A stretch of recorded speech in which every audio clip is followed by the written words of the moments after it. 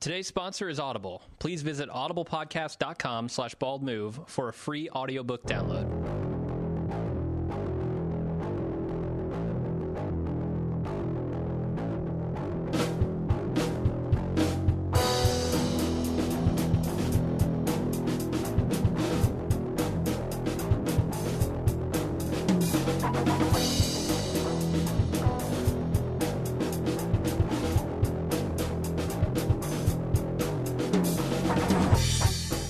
Welcome to The Watching Dead, the officially unofficial podcast for The Walking Dead on AMC. I'm Jim. And I'm Aaron. And tonight we're talking about Season 5, Episode 1, the season premiere, No Sanctuary. Rebooting the series. We all decided... that continuity you thought you knew about before. You guys were right about that governor shit. All that we just want to rinse our hands and start over. All that 13 episodes about the farm, gone.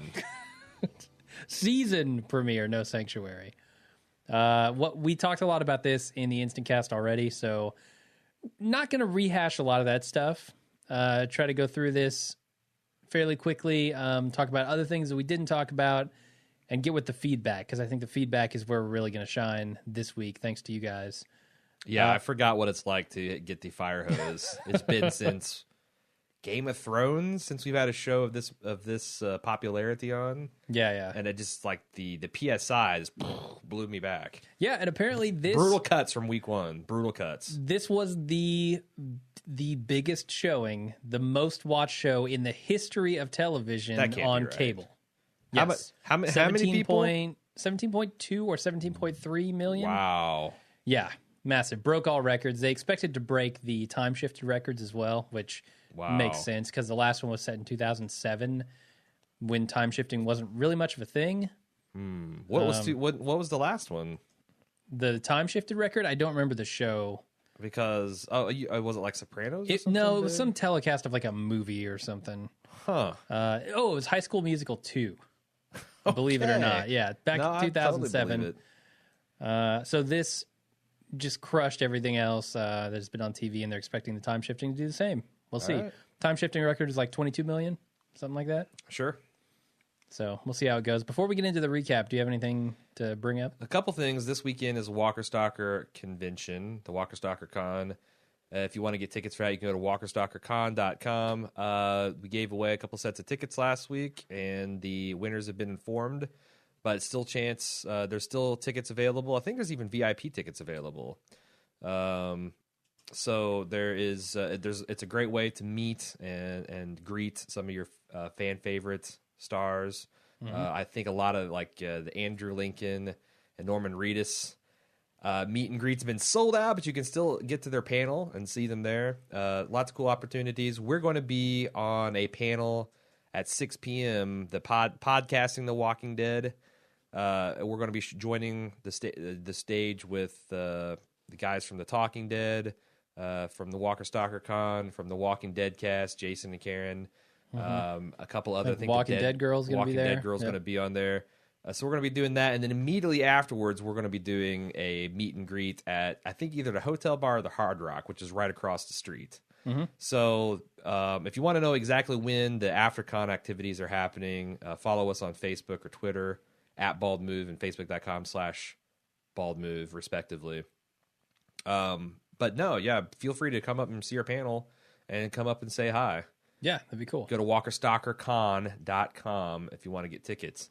Also, want to plug on the first official show, the book I wrote in the off season. I've been talking about my secret project, even late last year or early this year, whatever. I went back and watched all of season 1, and I wrote a Aaron style review and recap of each episode, and a survival guide for each episode. And you can get on Amazon. In fact, if you just go to book.baldmove.com, it'll take you right to the Amazon page. You can read a good chunk of it online for free. If you have Kindle Unlimited, you can read it for free anyway. It's got absolutely no DRM. It's shareable, which means if you buy it, you can let all of your friends with Kindles borrow it. I tried to make it as easy as possible. It's only $2.99, and I've gotten a couple reviews and ratings and some feedback, and everyone's wanting to know, are you going to do more seasons? Just depends on how many sell, because it took hundreds of hours of my time to get that together, to get the cover, to get it formatted, to get it edited, and I'm really proud of it. And if you guys, if enough people like it and buy it, then I will. And I can promise one thing: season 2 will be roughly twice as long because there's twice as many episodes. What you need to do is you need to get a bullhorn and go to Walking Dead and start reading. Go to the Walker Stalker Con, start reading your book out loud to everyone in the halls. Maybe wear a giant Sombrero suit. Oh yeah, with the cover of your book printed on it. Sure, get that on like a sandwich placard and just be ringing a bell with a bullhorn, and then have someone run up and punch you and knock you out, and it'll go viral. So none of the guys in Walker Stalker Con know this, but I'm going to use all of my panel time to just read excerpts from the book. So, what do you think about Daryl and Carol's reunion, Aaron? Interesting question. Chapter 1, pilot. Book.baldmove.com. I'd love for you guys to at least try to free sample and love to know what you think. Definitely. All right, let's get into the recap, yeah? Yeah, it was directed by Greg Nicotero and written by Scott Gimple. I think you guys know who these guys are. Greg Nicotero has directed a couple episodes, and he's also the zombie wizard that comes up with all the makeup and prosthetic effects, makes the zombies look their gory best. And Scott Gimple's the showrunner. He's, I think, joined the writing stable in season 3. There was a coup that ousted Mazzara, and he took over. This is also the first time we've come into a third season with the showrunner intact. Yeah, congratulations, Scott Gimple. You've survived the Surviving gauntlet. the carnage. Yeah.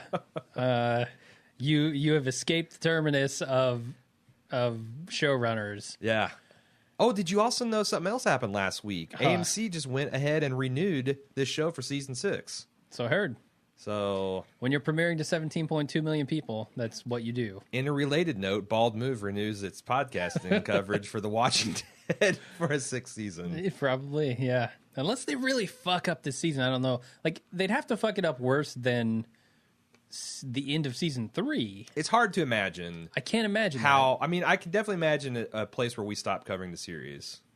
But I'm trying to think of how bad it would have to get, because the nature of this thing is, even if the second half of the season just really sucks, that we're going to be like, well, at least we'll watch another season to see if they can, because this show's had an uneven history, an uneven past. It has, yeah. So I'm trying to think of how bad it would be. It would have to get to the point where we're too busy. Like, we're just busy enough to where we can consider dropping it, and it's gotten really bad, but yeah, I don't see it going that way. Honestly, I'm really hoping they keep up the awesome. We were right on the edge with season 4 because we hated the way season 3 ended. We had it, but they threw us a bone. There's a new showrunner, and we really like Gimple because he wrote one of the best episodes of this 3rd season. So there was a little glimmer of hope there. Yeah. But we'll see. All right. So we start off not now, but then with Gareth and company. Mary included in the train car. Says we're trying to do something good there. You're kind of not supposed to know what the hell is going on here currently until we get to now, where we see the people who are currently locked in the train car, our group, constructing weapons from clothing and different train car parts, and they're telling stories kind of how they got to where they are now. Yeah, and I'm confused because, like, the Bob voiceover sounded like it might have been because the Bob talking to the people, like, so the way this thing works, because they talk about it being like a public face and a public mode, I feel like that they take people in and they give them interviews, as if like, hey, we're just taking your weapons temporarily, and we'll interview you, and then they shuffle them into the boxcar. Yeah. Rick and companies fucked that up by noticing the poncho and the other stuff. So not how they wanted to do it. I felt like Bob's voiceover might have come from that interview, because else it was kind of a non sequitur. But then Daryl's voiceover seemed to come from just him sharing current events because he was talking to Maggie about Beth, and I don't know, but it was kind of unclear who was talking about what and when. Sure, which I don't really. That's fine. It gave you a gist of like everybody catching up with each other. Sure. Right. So the plan here is to take out the people who let them out of the car when they open the door. Instead, they get gassed from above. We're not expecting that. And Rick manages to gouge a guy on the way out. He did. In the face. Got tagged him. Yeah, so he got to use his belt buckle for something one time. So I thought that was a pretty cool subversion. And explainable too, and I think I got a couple emails where people were like, why would they be in the habit of flashbanging / tear gassing these boxcars when they went into them? Well, Sure. It makes perfect sense. This is a people who freed themselves from a boxcar, probably in similar fashion. Yeah. So they wrote a book on escaping cattle cars from bloodthirsty cannibals. They've come up with effective countermeasures. I thought that was actually fairly brilliant. It is. There are so many things in here that they play with time a little bit. Yeah. And I think in a really effective way. And they kind of expect you to be smart enough to figure it out, which I think everyone was. And I'm glad we didn't have 5 minutes of ponderous dialogue about where we're at and why and how and when. Yeah. So anyway, the four people that they drag out of the car are Rick, Glenn, Daryl, and Bob, and they drag them into this room where there's a body being butchered, and they kill 4 anonymous dudes. Well, semi-anonymous. 3 anonymous and one not anonymous. Super annoying. Yeah, one. So the one guy is from early on in season 4 when Carol and Rick went scavenging. They found this bleach blonde, gimpy hippie that they had to put his. No, she was gimpy and he just had his shoulder separated. Yeah, that's right. And he's bleach blonde and he's a spaz, and we're both like, how in the hell did this guy survive? Well, he's made it to this far and no further. Fun fact, this guy plays the equally spazzy Penguin from the new Gotham series on Fox. Okay. Awesome. I haven't seen that yet. No, I've seen the first 3 episodes. I haven't seen the latest, and it's pretty good. And of course, our buddies Eric, Jesse, and Levi are holding it down in Gotham Blotter on the Bald Move Network, if you care to check that out. Did you notice? Yeah. I talked about in Instant Cast how they were blurring out the body of the guy they were carving up.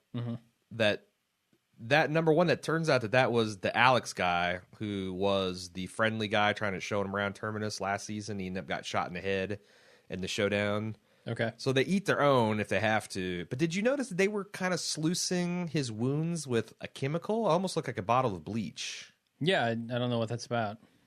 Well, I mean, when a body's dead, it is contaminated with the zombie virus. I mean, clearly you must be able to cook that out of dead humans, or else these people are going to die immediately. I mean, what's the concept of tainted meat in a universe where everyone is infected with the virus? Yeah, well, here's the other thing, right? I mean, no, you're absolutely right. I mean, that's kind of where I was going is, so what if they can't cook it out of it? It's already in them. That's true. So eating meat that's contaminated with the same thing that you're contaminated with is not going to make you any worse. Yeah. So, and really, I don't think it's hard to die from food poisoning. You're probably going to vomit, and you're probably going to shit fly out your butt. And by all means, if there's doctors that want to correct me on that, but yeah, if you cook the meat pretty good, I think that's going to do it. Just don't ask for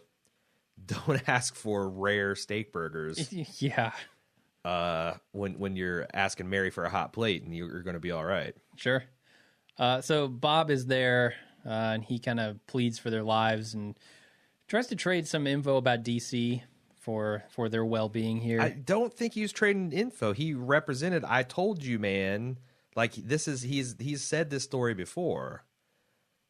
Okay. He was just referring to the story he's already told them, and that's why I thought that earlier voiceover is from their presumed interrogation. I see. I don't know.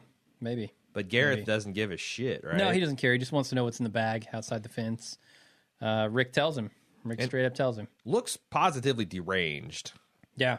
Makes Gareth threaten Bob with a slightly more painful death, I guess. Yeah, here's the thing. Like, you've shown what's going to happen to this guy in about 13 seconds. It's a fairly humane death, though. Yeah, but... as opposed to getting your eye gouged out. And then have your neck slit open? I'm saying, yeah. I mean, not all deaths are equal.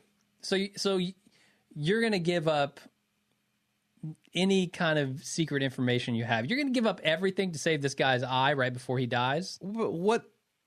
Well, for number one, clearly Rick did not. I think Rick was trying to buy time till he could get his steak out of his pants. Well, he already had a stake at. He was trying to cut through the zip ties with the wooden stake. Yeah. So he was just kind of keeping the guy talking. Sure. And in that case, then yeah, you don't want to get. But yeah, so you're saying from Gareth's perspective, I think Gareth was just saying, yeah, I'm going to torture your buddy to death, or I'll knock him unconscious and cut his throat. It's up to you. You can tell me what I want to know or not. I didn't really have a problem with that. Okay.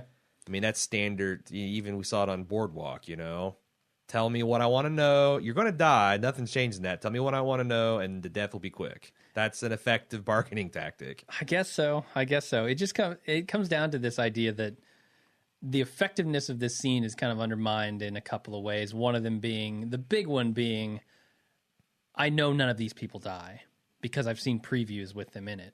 Yeah, I think that's I know for a fact because they can't die in this scene. I didn't see the preview you're referring to, I guess. Do you remember when Glenn, we were all speculating about Glenn in the bus and his Ewalker, isn't he? Well, we all fucking knew he wasn't, and they spoiled it immediately before the show. Did they do the... Okay. We talked about whether or not that was a spoiler, but this one is. I mean, having seen them on the road... But I don't remember seeing Glenn. I watched, I didn't remember, so I was kind of on pins and needles. No, I remembered seeing every single one of them. All right. So there was no way they were going to die. Okay. I was thinking maybe Glenn would. And I was like, wow, that would be ballsy. Yeah, oh, yeah, definitely. Do you think, speaking of these weapons and this bag of weapons, do you think that Rick is actually going to kill Gareth with that red machete, like he threatens to? Any chance that it comes full circle near the end of this half season and boom, red machete to the head? Yes, I kind of think so. And I don't... Okay. If they handle that right... I mean, that's one of those things where it could be extremely hokey. We need Machete Watch. Like, I feel like they don't want you to do Machete Watch. They want you to forget about Machete, and then halfway through season 6, someone says, look what I found. It's Chekhov's machete. Yeah. No, I think that they. I mean, it depends on. It could be super hokey, or it could be like badass, like Babe Ruth calling a shot. Yes, and it's entirely how they handle it. But Rick's got the machete back in his possession now. They went and got the stash. So, yep. I like the details about the Terminus life, where he's like, okay, we can get messy for now, but we need to get all this wrapped up and cleaned up because we got to get the dryers out and put on the public face. What the hell's the dryers? They're aging the meat, aren't they? Oh, that's like that's those hanging corpses. I think they have dryers in that room. Making Rick jerky. Yeah. It did look a little disturbing. Yeah, disturbing. It looked a little dried out.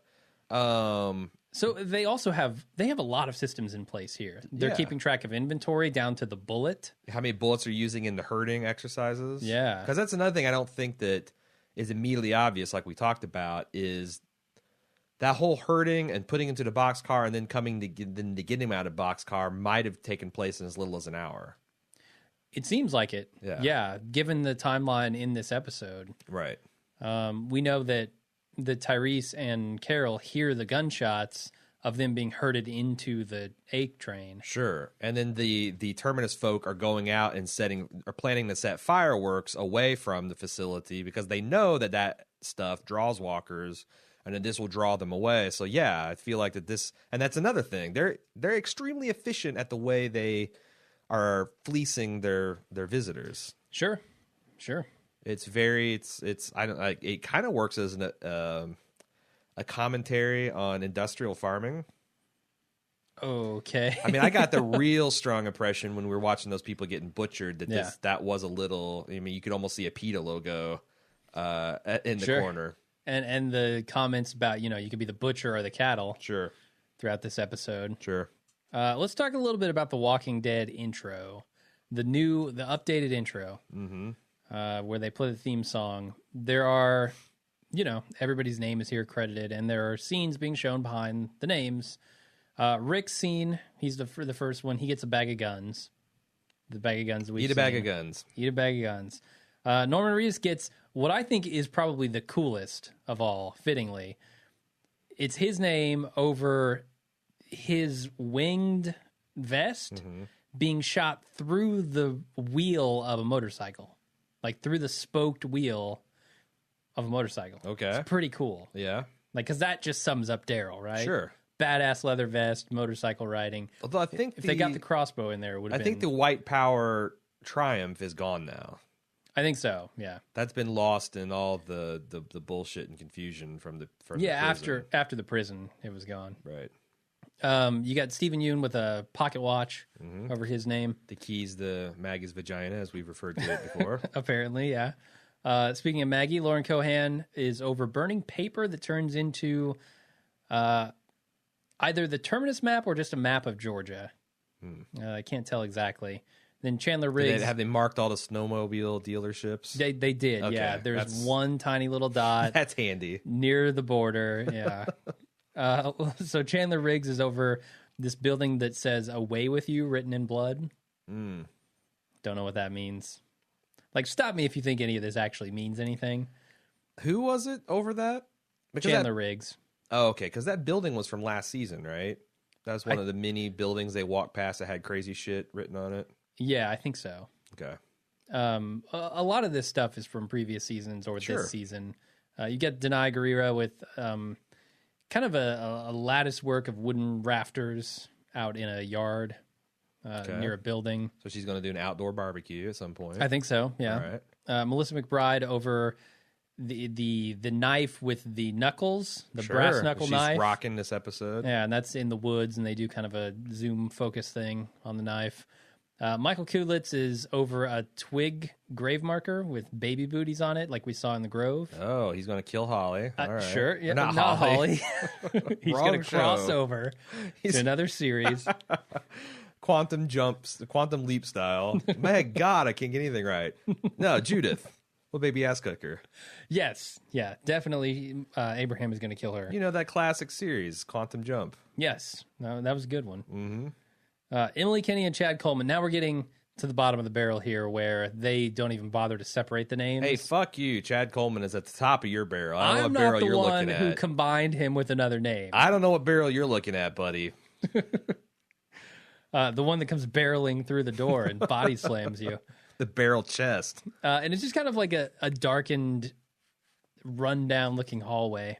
It's nothing too fancy. Then you got a bunch of melted candles and a bloody axe and, Walking Dead stuff, maps and all that type of shit. Broken down houses. Is Lawrence Gilliard Jr. not credited as in part of the main cast? I didn't see it. Because then you get into like executive producers over all this Sasha? other stuff. Ooh, that's interesting. Yeah, Sasha doesn't get a credit. A lot of people not getting credits.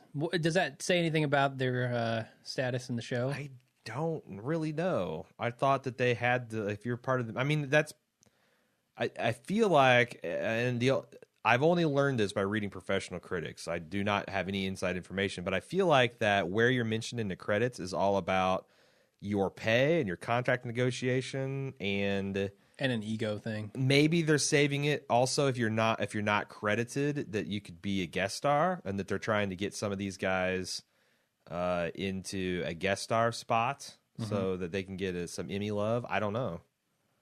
Okay. But it also kind of scarily implies that maybe Bob Angelo is on his way out. Could be. He's going to drink himself to death. All right. Let's get back to the show. Carol and Tyrese are walking down the tracks toward Terminus, and Tyrese, Walker pops out of the woods. Tyrese can't kill it, so Carol does. Yeah. All right. Before we get into it, because I know you want to go there. Let me finish out the scene. All right. A billion more walkers come running out of the woods. Gunshots draw them off, and they head toward... And then Carol and Tyrese head toward the sounds of the shots.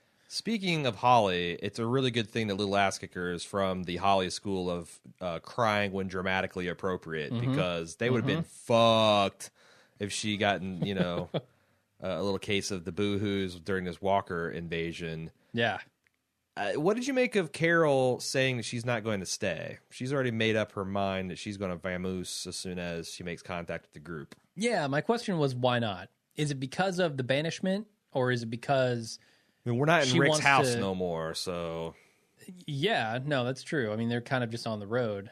But is it because of that, or is it because she wants to, spare Tyrese's feelings because he's not quite over what she did I with don't know, because Lizzie and Tyrese Karen. didn't really jump in there with like, no, that's all right, Carol. Yeah. So I don't know. And I also, this part about Tyrese not being ready to kill walkers is some straight up bullshit, right? I don't get it. Like, he's killed 100 million walkers already. They've set it up because he didn't want to do fence duty because it just didn't feel right. And it's like, but then I've seen him kill, well, I didn't see it all happen off camera, but I saw it. It implied that he killed a hojillion walkers. Yeah. We've seen him go like ape shit ballistic. Now, maybe that's what they're trying to do, and they're not doing a great job, is that he's got this berserk mode that he can go into that scares him. And he's trying to discourage, like he's trying to do the Bruce Banner or David Banner. I'm not even sure which one is the canon anymore. The Dr. Banner doesn't want to turn into Incredible Hulk type of thing, in which case they're not really hitting that quite on the head, because it looks like they're flip-flopping between a guy that doesn't want to kill zombies and a guy who's really good at killing zombies. Yeah, it felt like at the end of this episode that he was okay with having killed that guy. Well, we got a lot of feedback on that, and I have my own doubts about whether he actually killed that guy. Because he didn't want whether or not he killed that guy? He did not want Carol to go in there. So either he didn't because really, the guy's a walker, probably. Maybe either he just did something medieval to that guy that he doesn't want Carol to see, or he's still breathing. The guy's hanging by his guts from the ceiling. Don't go in there, Carol. Yeah, no, I don't know. We'll get to some feedback on that. All right, but yeah, I was here's everything you need to know about my critique of The Walking Dead. I was really frustrated with Tyrese's character up until he made a douchebag-sized hole in the floor by driving him into it. And then it all was forgiven. But up until that moment, I was really fucking fed up with where Tyrese was going. Yeah, no, I'm with you. All right, so speaking of the guy that he crushes under his mammoth weight, there's that dude setting up fireworks outside a cabin while he's talking on his radio. Have an inappropriate conversation for the audience. Yeah. This guy's not a nice guy. No. Not at all. He's talking about the chick with the sword and the kid. And Carol and Tyrese sneak up and wants take him the hostage. kid's hat after we bleed him out.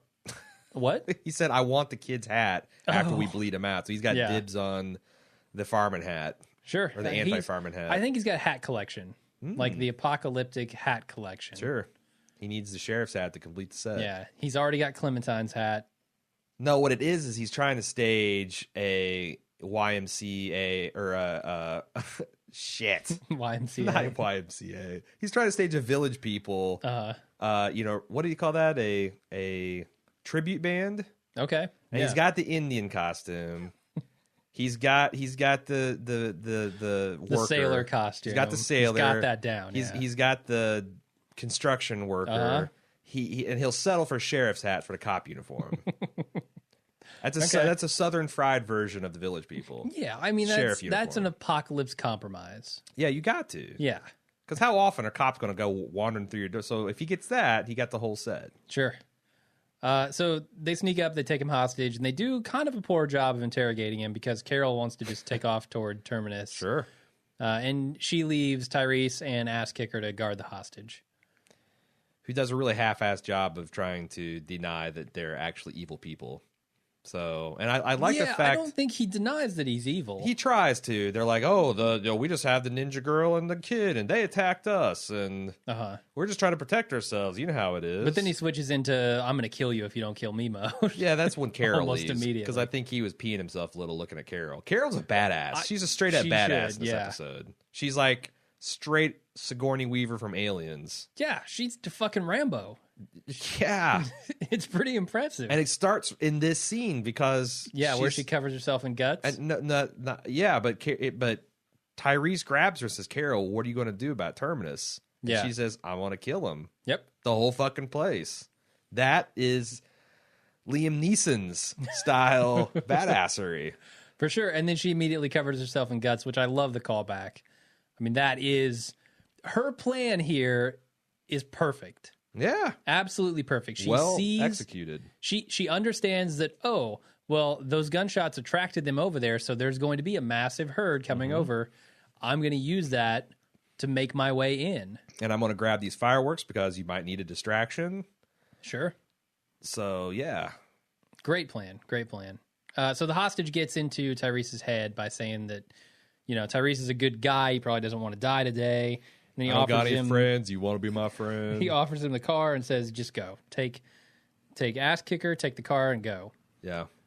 You're a good guy. That's why you're going to die today. Yeah. Yeah. I like that they note how anchor-like babies are in the apocalypse. That's Thank you. I appreciate something that. we've definitely been talking about, and I didn't know if they would actually acknowledge it. That it certainly tried to lampshade it. Yeah. I'm not thrilled with them continuing to have a baby. Because it's every freak. But what do you do? What do you do if you're Tyrese in this situation? Do you just drop kick the baby into the No, obviously arms not. of a walker and peace out? Obviously not. I'm just saying that, and it works every time they put this baby in danger. My bowels turn to water and my balls retract. Okay, but I at some level. It was very uncomfortable seeing a dude starting to snap a baby's neck and the baby sitting there crying about it. Super uncomfortable. Yeah. I just That's don't. the point. I don't know.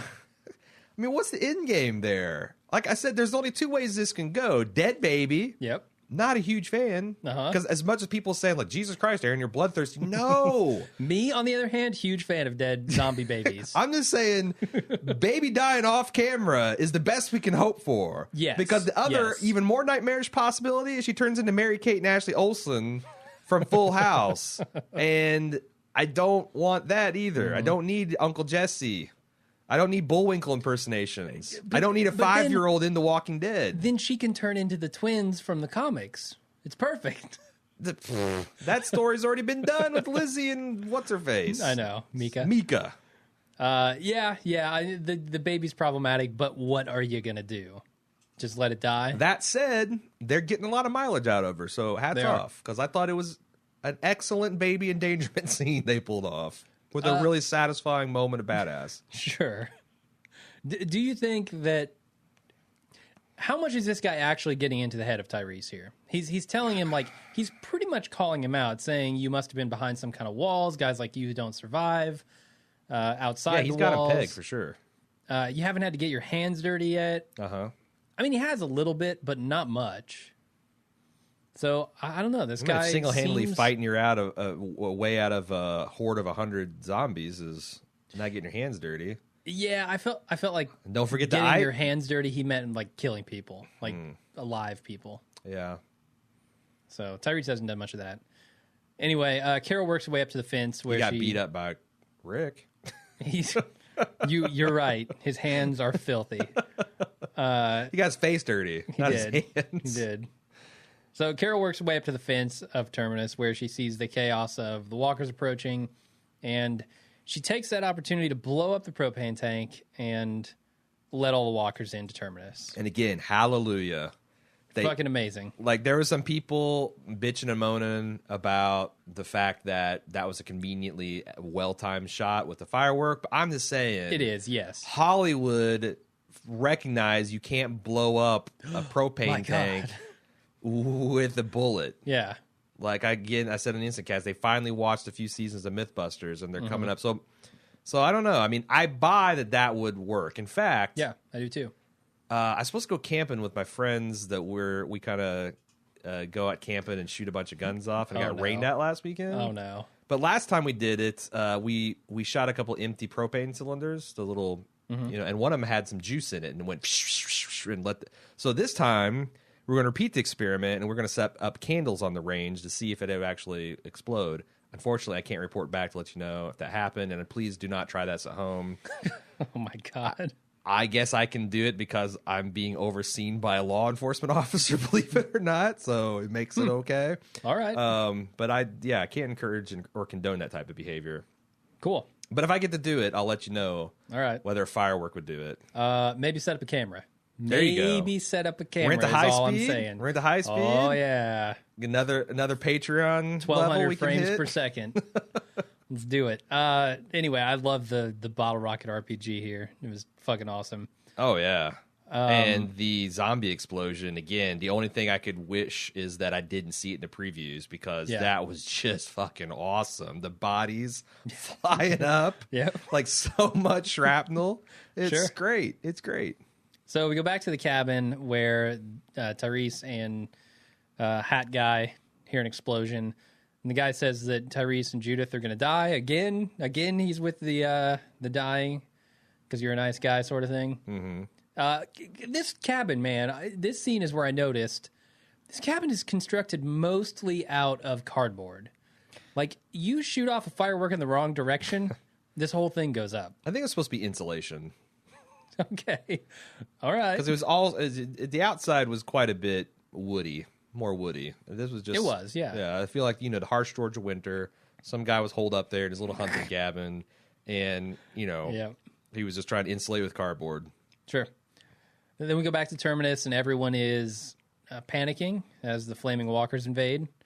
Carol uses that opportunity to mask herself inside the pack of walkers. Oh, the flaming dead. Oh, man. The guy who gets his face eaten off by this flaming walker is incredible. Yeah. Yeah, that's a nightmare scenario, right? Yeah, no, it's... And like I said, in Instant Cast, I love the symmetry between you've got people eating dead people, people cooking and eating dead people with dead people being cooked and eating live people. It's just great. It's amazing. What must that smell like? Burning flesh, rotting corpses coming at you on and fire, burning flesh, and all the human hair, I know mixed together, and human hair is terrible. Yeah. I guess any kind of hair. I've not made it a habit to burn a lot of hair, but I've singed myself in my various experiments, and it smells pretty bad. Really, the guy who shoots holes in propane tanks with candles, has singed himself. Haven't done that yet, but I have done some other crazy stuff. Okay. How about I gotta say, Idiot Survivor of the Week? I'm gonna go ahead and call it. That guy. The turtle guy. Turtle man, yep. The man whose zombie avoidance strategy is to sit on your ass and alternately scoot without actually moving your hands and legs. It's like he was a turtle flipped over onto his back. Yeah. And he got his face eaten off. He deserved it. The guy's an idiot. Every bit of it. Every bit of it. So the guys guarding Rick and company are arguing about whether or not to go outside and help. They have a little conversation and get distracted, and boom, Rick is on him. Rick jumps up, stabs him in the neck, kills him, and releases everybody. And they make a big show of being sure that we see that it's Alex on the table. Mm-hmm. I don't know why. I think it's to show you how ruthless these people are, Yeah, I would just be... First of all, I'd be super surprised if this is the end that we've seen of Gareth. And I'd also be super surprised if he doesn't make some kind of big showy mention about... we eat our own, we'll eat anybody, and you should too, blah, blah, blah. When he gives his big villain speech, inevitably. Yeah. What we were doing wasn't wrong, it was survival. Yeah, if you're not butcher, you're a cattle. And... Anyway, the group in the train car wonders what the hell exactly is going on outside. And Maggie decides, you know what? Whatever's happening, they'll be back for us, and Maggie starts preparing for a battle. And Eugene is thinking about how he might compromise the door with a shell. Yeah. What shell? I'm thinking seashell. Like, I don't know why they would leave him with shells for shotguns. It's not. It's a tube of lipstick. They're just telling him it's a shotgun shell. Maggie pulled it out of her purse. Right. I don't know why they left Maggie with her purse, but they did. Carol breaks off from the walkers and starts killing Terminus people. Oh, and they're just feeble zombie. There's this one woman who's being eaten by 3 zombies. Mm-hmm. If someone tries to tickle me, I put up more of a fight than that. If someone's trying to root around in my insides, I guarantee I'd be throwing bows. I'd be, getting my knees involved. I'd be wiggling. I get it. The actors have to work with the blood pumps and all this shit they're going on. But just lay on the ground with your belly exposed and go, ah! I don't know. That Walking Dead doesn't usually go gonzo zombie movie. Yeah. They did in this episode, and it was really good. Mm-hmm. But there was a little bit of that kind of like, oh wow, I'd like to see a realistic person be torn apart just once instead of just sitting there and screaming. Well, if Daryl ever gets torn apart, you know he'll throw some get torn bows. apart like a man. Yeah, he will. He will. Anyway, on their way out, the guys come across... A man with salon-quality hair. They come across that. Weapons and a full room of butchered human corpses hanging out to dry. Some pretty horrific shit in this room. And this is where Rick announces his zero tolerance for his bullshit. Yeah. It's like, this is the room he made up. Yeah, I'm going to kill every one of these people. It's not, every one of them going to die. They don't deserve to live. And I think he's right. Anyway, Glenn is not really on board with that plan quite. So he's like, we need to let those people out of that train car over there. He doesn't want to become the type of people who don't help others. Yeah, and this is... Glenn kind of is a Dale-esque emotional gadfly of the group because he was the one in season 1 after the camp gets ravaged by the walkers. He's the one like, we don't burn our dead, we bury them, and made a big point even though that was stupid. Yeah. So yeah, this isn't totally out of his character. He hasn't been broken yet. Sure. So they go bust him out of the train car, and he is a raving lunatic. Facial tattoos. Yeah. Screaming, we're the same, we're the same. Yeah, what do you think he meant by we're the same? Well, if I care to spoil the end of the episode, we find out in a later flashback that this guy is the guy that is grabbing people out of the stock car and gang raping them, and maybe they're eaten. We don't know they're cannibals, but I think him getting out is him just making that point that now the Terminus people that were the good guys broke out and they're the same as exactly. And I think they deliberately kept him alive for a long time as a way to torment him because his hair is super long, his beard's super long, and he's a raving maniac. They've been having their fun with him, it seems like. Yeah, seems like it. Pretty dark. So Carol then finds a room full of goodies, which include an inordinate amount of stuffed animals. Yeah. An entire table in a room dedicated to stuffed animals. The stuffed animals is just horrific because it implies how many children that they've killed and eaten. Mm-hmm. These people are just, they're all gone psychotic. For sure. She also finds Rick's watch and Daryl's crossbow. Doesn't give a shit about finding Michonne's katana, though. Well, I mean, what is she supposed to do? Treat it like it's Goodwill on red tag for day or whatever? I mean, yeah. She's got shit to do, man. But she takes the time. My point is, she takes the time to oogle this watch and go, I remember this watch. This was the watch that Rick gave me right before he sent me off. Yeah, no. And then she delicately picks up his crossbow. I can't defend that behavior. All right, you got me. Come on, man. Anyway, the Terminus people go by as Rick and company are hiding behind some boxes, and they jump out, and in awesome, badass fashion, Rick guns them down. I thought this was one of the cooler scenes. Yeah. And it's classic. Rick just being a badass. It's classic Counter-Strike strategy. We talked about that when we were watching in real time. I'm like, that's, when you're in dust and you're behind the crate, you don't shoot the first counter-terrorist you see. No, you wait till the whole damn team goes by, and then you start picking them off. And I was like, someone did it right. Also, the contrast in styles between the Terminus folk just shooting from the hip, being dumbasses, not really having a lot of effect, and Rick, has a gun, looking down the sights. He's actually using it. Yeah. I thought that was pretty awesome. And Judd B., he wrote at length about how much that annoyed him, being a former Marine. And I'm on your side, Judd. Also, the fact that you don't shoot from the hip. I mean, really, Rick kind of maybe could have shot from the hip. He was in close range. These are people he's shooting at. True. Whereas when you're shooting at walkers, you've got to hit them in the head. So you need to be looking down the sights. I was slightly annoyed that Rick was using burst fire mode at the end. Okay. Because he was aiming at one zombie at a time and using 3 to 5 bullets to do what one would have done as well. Yeah. So, and zombies don't give a shit about suppressive fire or anything like that. So maybe I'm not going to get too much on him. Maybe he was using that because he was also engaging humans too. Yeah. So, and switching back and forth would have been tedious. Right.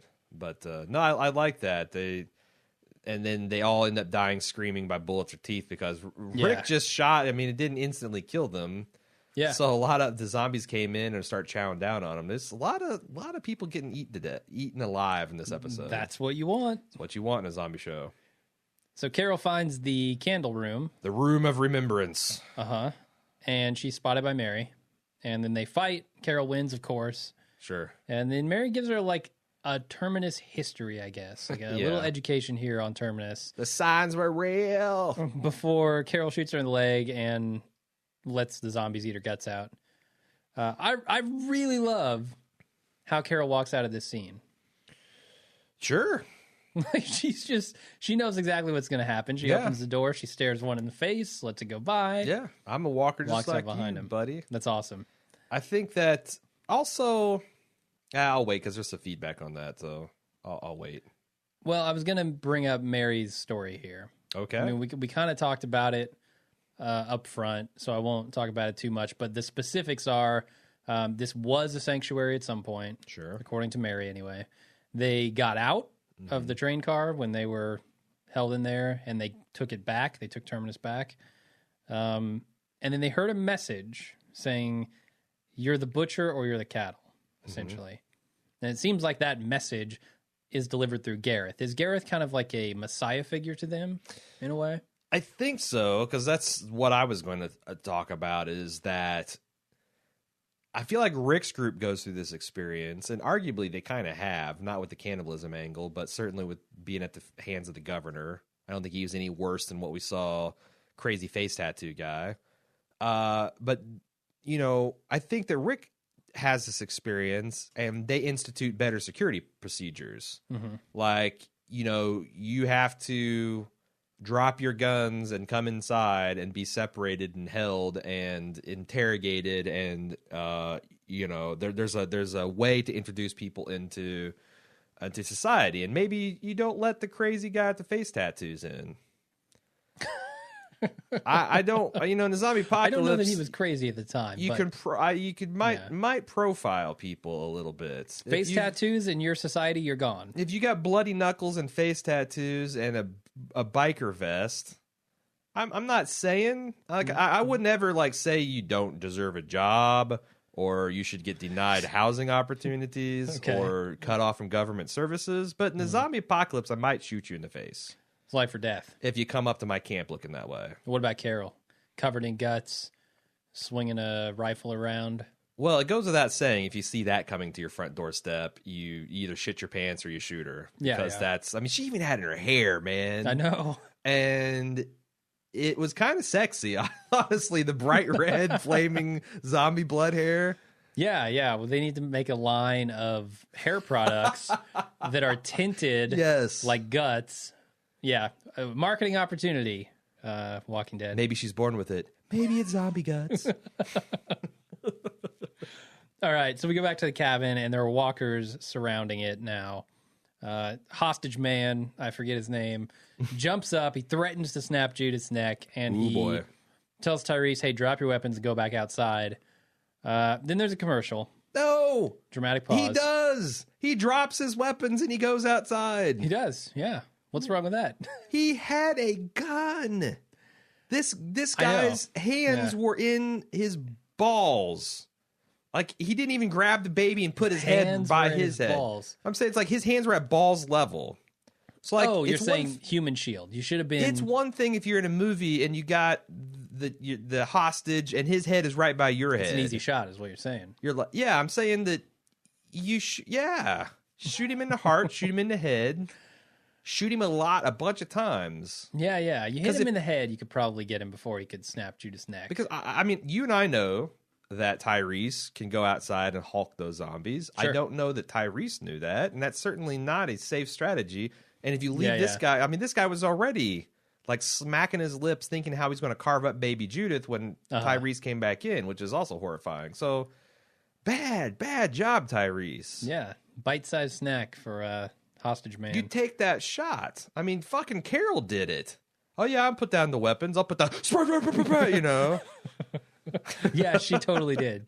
She totally did it right. Well, you know, Tyrese is not as experienced of a killer as Carol is. So, and he might have known, hey, I can take these zombies outside. There's only 12 of them. Not a problem. That is what's known as the long con. Yeah. Anyway, so back from commercial, we hear Tyrese struggling outside, and then silence. It's just animals screaming and bellowing like an angry beast. like a minotaur in a maze. It just snorting sounds with arrows. I mean, it's crazy. Yeah. So the hostage goes out to hostage who's no longer a hostage anymore. Goes to check the windows when Tyrese blasts back through the door, tackling him, beating him senseless. Tackling, selling it short. That was a WWE move. That's probably banned. Yeah, probably. Too many broken backs. And he's screaming, I won't, while he beats this man senseless. Yeah, because he's like, yeah, that's how it's done. Do it. I won't beat you to death. I won't. But he might. He feels so good, I can't stop. I won't stop. So another, super badass scene, a series of badass scenes. Then we go back to Sasha in the train car, and she's asking Eugene what the cure is. She wants to actually know. Eminently sensible. I feel like in the off season, the writers said, okay, we need to step back and say the audience is clamoring for at least someone to ask a fucking question. Yeah. Demand an answer. Right. And that's exactly what Sasha does. Bravo, Sasha. Unfortunately, we don't really get an answer. Sure. We get the answer is too complicated for you to understand, so don't ask again. Which, well played by him. And it's probably true. Because he said enough technobabble and bullshit that it probably sounded good to the civilians. And honestly... It sounded good to me. I don't know where I'm at with... it's one of those things where I know what happens in the comics, but they've done enough things different that I have no faith that they'll hold to how it went down in the comics. Mm-hmm. So them going down like it went in the comics would be just as surprising as if they didn't. Sure. And I felt like this scene is great at, is he full of bullshit? Is he not? I don't know. Yeah, and regardless, I mean, I kind of bought his explanation, but at the same time, I love to hate Eugene, and I don't really know why. That's the thing. Eugene's not hateable like some people on this show have been. Yeah. It is. It's fun to hate him. Mm-hmm. I think they intend you to think he's an insufferable ass. Yeah. He makes an Xbox reference here. What? Oh, when he gets red ringed. Yeah. Mm-hmm. I thought that was kind of cool. It's another gamer reference. Yeah, and it kind of shows maybe a little more of his backstory. Like anybody who's going to make that reference is enough into gaming that they're probably he did that last season where he's like, I've stormed the beaches of Normandy. I've blown up the Death Star on no less than 3 occasions. True. So we already knew that about I him. have personally saved Middle Earth from the forces of darkness led by Sauron, the betrayer. Yeah, I know. I thought that was really... I'd like to see them work in more references. Yeah, they probably At some will. point, Glenn, who I assume is a StarCraft champion, be like, bitch, please. Right. I'm the military genius of this group that we've forgotten about since season 2. I'm tired of this bullshit. I played 3DS every day on my pizza route. Come on. So Eugene mentions fighting fire with fire here, and that ties into his whole explanation of how they could potentially stop the apocalypse. Indeed. I felt like it also tied into some of our other characters this episode, especially with Mary and Terminus and that story, like how they had to kind of become these horrible things to fight survive. Butchers with butchery. Yeah, and even Tyrese a little bit with this hostage. Yeah. I don't know that he feels like he is doing that, but I think that's kind of what he does. Like it's almost an us or them sort of thing in the fire versus fire. It'd been super interesting if he'd done the stereotypical Hollywood tough guy, the James Bond move of like, kill her, she means nothing to me. I've been saying we should leave her behind for months. Do it. It's just a favor. Then the blood will be on my hands, and I'll beat you to death with my bare hands. Yeah, I don't. That would be really funny. Sure, it's a good way to get rid of a unwanted baby, I guess. Do it. She's nothing to me. So then they're talking about all this when Rick just busts into the train car, opens the door, and everyone runs out. And they kill a bunch of walkers on the way to the fence, and they hop over.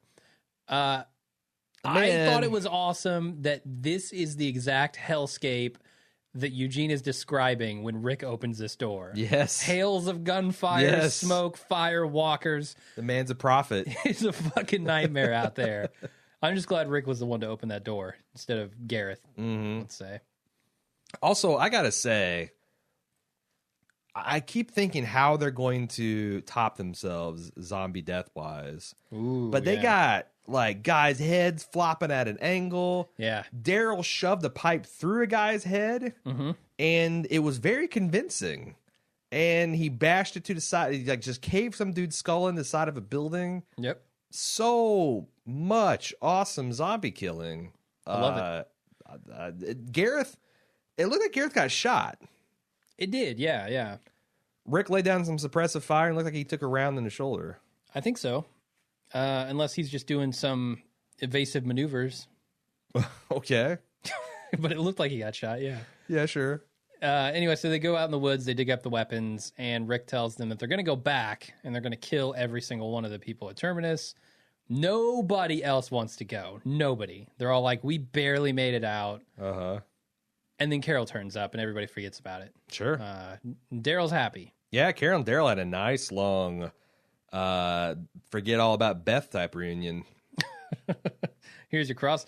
Does Beth bring you crossbows? I don't think so. That's right. I got my own badass poncho. We could be Mr. and Mrs. Poncho. That's his poncho. Yeah. They're going to fight over that poncho. Sure. Carol then takes him back to the cabin where Rick is united with Ass Kicker and Sasha is reunited with Tyrese. And Eugene is reunited with no one. Eugene looks on blankly in a expression that doesn't tell me anything about what he's thinking, as usual. Sure. Did you like this reunion? Did you think this was better? This was a better, more natural reaction from Rick than when he found out that Carl had to kill his mother? Yeah, of course I did. Okay. You know, I get the psychotic break and all that bullshit, but yeah. It wasn't very heroic. Honestly, it got a little dusty for me in the Bald Tower when you had back-to-back Daryl and Carol, Daryl and Rick. I thought was surprisingly emotional. Rick and Carl and little baby ass kicker. Yeah. Super emotional. Good stuff. It did pay off. Sure. So I don't know. I want to take back my criticisms of the bloody baby seat, but it did allow this moment to happen. Yeah, I don't know. The blood on the baby seat was the only problem I had with it. No, I just thought it was, again, how many times are they going to exploit the baby, the missing baby, to be... and he kind of like the same thing in Tyrese. How many times are they going to jerk us around with his... Is he or isn't he a badass? Sure. How many times is he going to kill a shitload of zombies off screen before it gets to be parody? Maybe the show will find out. It's like at the end of the show, they're all holed up in one cabin, last stand style, and Tyrese just goes outside and eliminates the herd. Yeah, he is Single-handedly. He is the asymmetric warfare. Just unleash Tyrese on North America. Within 6 months, it'll be zombie free. Yep. Give him a hammer and forget about it. Yep. Speaking of Tyrese, he then explains to Carol that he had to kill the hostage, and what's more... But don't go in there. I could. Don't go in there. That was a significant part, right? Yeah. I could. Yeah. So something in him has changed. He is now able to kill again. I want to say it's because of the reason that he had to kill there, to save Judith. Like, that's why he's going to kill from now on. Not kill just to kill, but kill in the effort of preserving survivors. Innocent life, yeah. Which is a slippery slope. Whatever. To some degree. I don't, you know. Tyrese is the season 6 Gareth. I just saw something that, like, I forget what it was. Maybe it was, I was reading a thread on Boardwalk Empire, and someone said, you know, murdering a bad person is just as bad as murdering a good person. I'm like, it's not entirely true. It's not. No. Mm-mm. It's not. You kill a bad... Killing Hitler is just as bad as killing baby Judith? Right. Tell me that you believe that. And then tell me that then you you throw in that. self-defense or stuff like that. I mean, come on. Like, that's a very naive, stupid way to look at the world. Yeah, it's not black and white. Sorry. Yeah. Sorry. So. Okay. Anyway, Rick doesn't know if this fire that is burning is still burning. Carol says, yeah, definitely still burning because Definitely, the smoke is black. And we don't want to go back there. Yeah, which I thought, that's a cool callback to last season with Lizzie. With the still. Yeah. And then, if it turns white, then we elect a new pope. But I think that, why do you think Rick gave up his revenge fantasy? his revenge fantasy. Yeah, he I think wanted to go- everyone shot it down. Yeah. His first time that he just wasn't able to nut up and lead everybody. Yeah. It's a Glenmocracy, not a dictatorship. Undermine the dictatorship of the Glenmocracy. Uh-huh. All right, I like it. Anyway, they walked back down the train tracks from Terminus where And Rick modifies the sign to say no sanctuary. this is now a big group of survivors. If you'd asked me, I said, there's probably 12 of them. But there's a lot of people in this group now. This is a sizable force. Yeah. With, Abe. Oh, what did you think about Abraham and Rosalita? Or Rosita? Rosita? Yeah. What do you think about them whispering, do we tell?